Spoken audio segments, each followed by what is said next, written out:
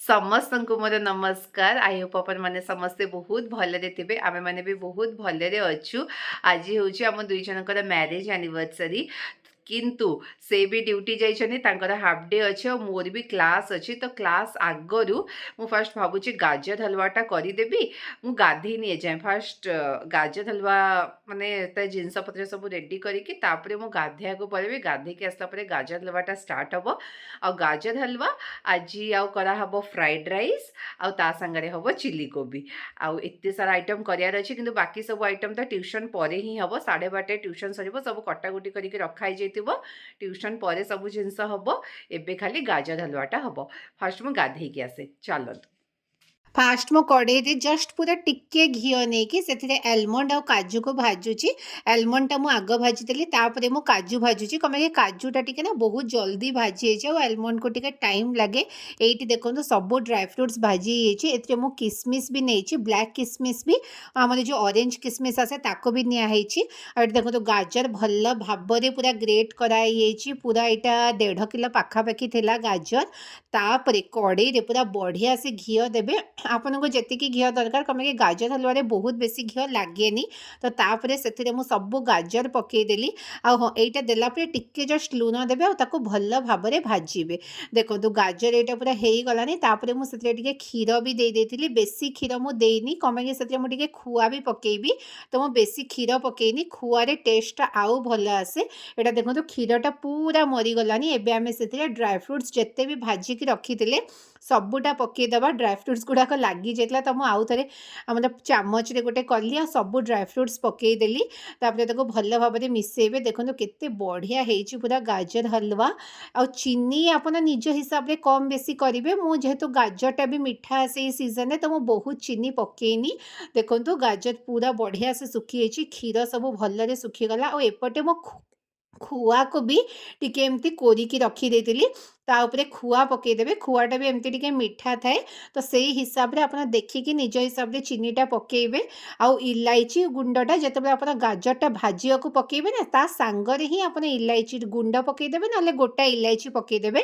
मो घरे इलायची गुंड सरी जाता, तो मो गोटा इलायची ही पकईकी ताको भाजीदेली। आउ याको आमे कौन करबा, एमती खुआ पकईला परे टिके टाइम एमती घोड़ेकी रखीदबा। तो से ना से गरम रे ही से खुआटे टिके आमर मेल्ट हो। गाधुआ पाधुआ तो सरलानी, क्लास भी सरलानी। गाजर हलवा तो देखिले सेटा पूरा पूरी हो सारी। आउ एबे करा होची चिली कोबी करा हबो। तो सेथि पई माने कोबी रे सब हमर कॉर्नफ्लावर आउ सोया सॉस ए सब देकी से सब गोला चलची। देखो एटा पूरा एते सारा कोबी कटा हेची, पुनी एठी एटा गोला होची। कमे हम भाबी छोटा सकाळे भी खाइबो, राति रे भी खाइबो। कमे कि राति रे आउ पुनी रोसेया को माने टाइम हबो न हबो, सेति पई एबे ही सबटा करिकी पूरा रखीदेबू। आउपटे आम भात भी फ्राइड राइस हम बोली। एटा मोर कोबी छना चली। एटा हूँ मो तेल छना कड़े। मुझे जहाँ कि छना छुनी थाए मुझे कड़े ही करे। आपने जिते कोबीटा छाणवे से चाउल गुंड भी पकेबे। मो राशि भी पकई। देखो ये गोटे गोटे भारी होगी छना हो सबू छना सरला चिली कोबी पूरा रेडी हो। आम गोटे टाइम एत सब चिली कोबी खाइबुनी।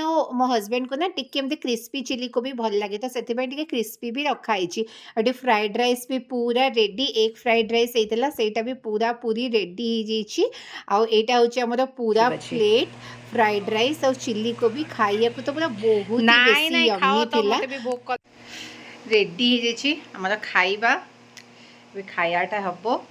बास्ना तो बहुत बढ़िया अच्छे। और टेस्ट तो टिके टिके मो करी ही साची। माने खाइला बेले टिके टिके टेस्ट कर देइतिली। एटा संध्या समय आम केक ऑर्डर करूँ। यहाँ हूँ कुनाफा केक। हजबैंड ना हॉस्पिटल कौन गोटे कहार गोटे बर्थडे थिला, ये केकटा खाई, तो से भाभी कि मत यहाँ से जमती हेले खुएबे।